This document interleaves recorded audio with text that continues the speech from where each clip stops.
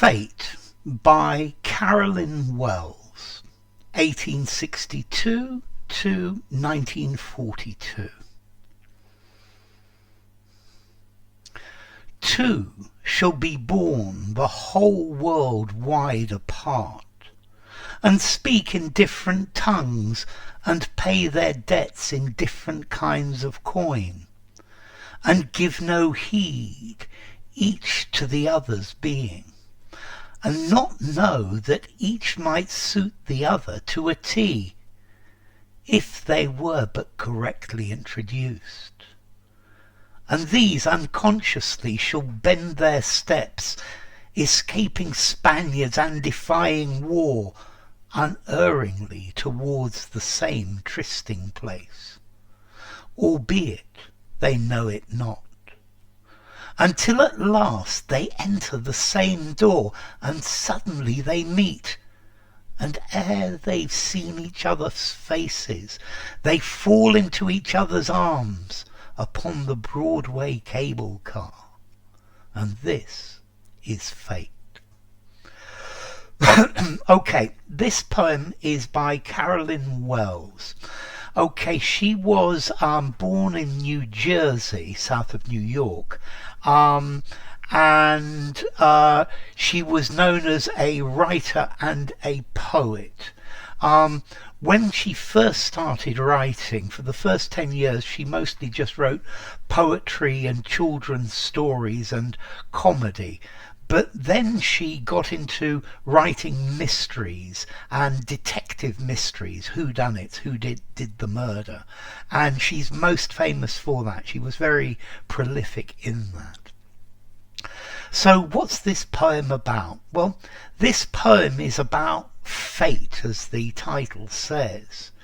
It's about this whole meme of two people meeting and falling in love at first sight. And I think also maybe she's being a bit ironic about it, that the way in books and in stories and in Hollywood movies today, although she was before that time, there was this idea of the perfect love, the perfect person made for you, and you met them, and this was fate, and fate brought you together, and there was instant love. So, two shall be born the whole world wide apart. So two people are going to be born on different sides of the world apart. Okay, notice this consonants, whole world wide apart. And speak in different tongues. So they're going to speak different languages. Yeah? And pay their debts in different kinds of coin. So they're going to have different currencies. But all of these are saying that the backgrounds of these two people are different, but they're still fated to fall in love with each other. They're fated to meet. And each give no heed to the other's being. So neither of them give heed, notice, know anything about the fact that the other one exists. So they're complete strangers, but fate is there, and they're going to meet and fall in love. And not know that they might suit each other to a T if they were but correctly introduced. Okay, so to suit somebody to a T, this suits me to a T, this is perfect. Yeah, to a T talks about perfection. So, as they don't know each other, if they were only introduced correctly, if they were only introduced in the right situation, they would realize that they were perfect for each other. Yeah, they were halves of a whole. They were soulmates. And these unconsciously shall bend their steps, escaping Spaniards and defying war, unerringly towards the same trysting-place. So I like this, bend their steps to go in the direction. I've got the idea that fate is bending their path, is bending their destiny, bending the way that they go. And life or the world or fate is directing them, even though they don't know it. And they have all sorts of adventures, which start to bring them together. I like this idea, escaping Spaniards and defying war. This is talking about extreme situations which change their path, that change where they go. And these are, but I think, escaping Spaniards and defying war, these are metaphors for difficult situations. So their steps are bent, they're turned, they have no choice. And they are bent unerringly toward the same trysting place.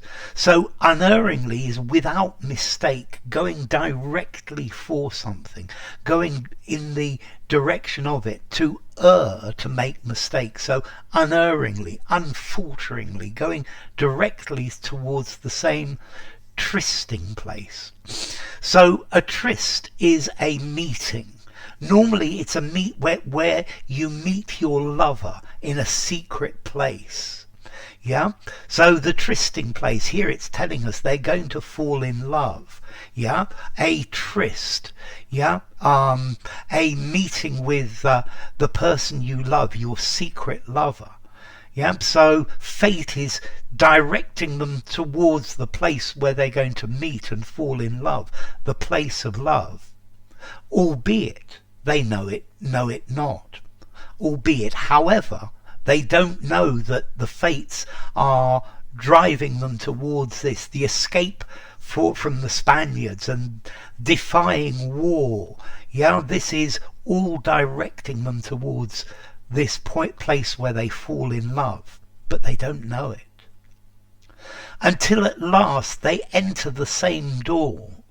And then finally, at the end, they both enter to the same room. They're both in the same place. And suddenly they meet. Okay, and this is fate. And they're suddenly in the same place. And ere they've seen each other's faces, they fall into each other's arms upon the Broadway cable car. So ere, in this case when, and when they see the face of the other, they immediately fall in love with each other. It's love at first sight, and they fall into each other's arms. They start hugging.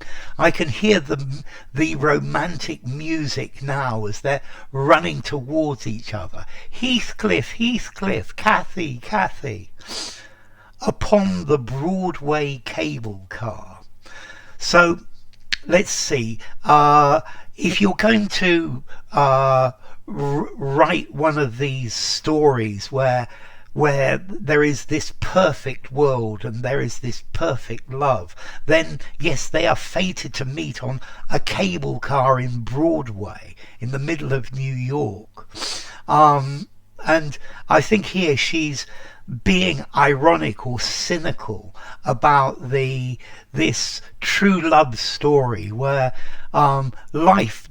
fate drives them together, and they meet finally in this incredibly romantic place and this romantic setting.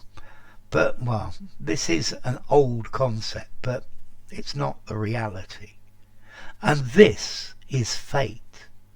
So I think this is the literary definition of fate, where things happen and we are not able to avoid them happening. So enough. If you enjoyed the video, give it a rating, subscribe to my channel, and I will see you soon. Bye for now. Fate by Carolyn Wells.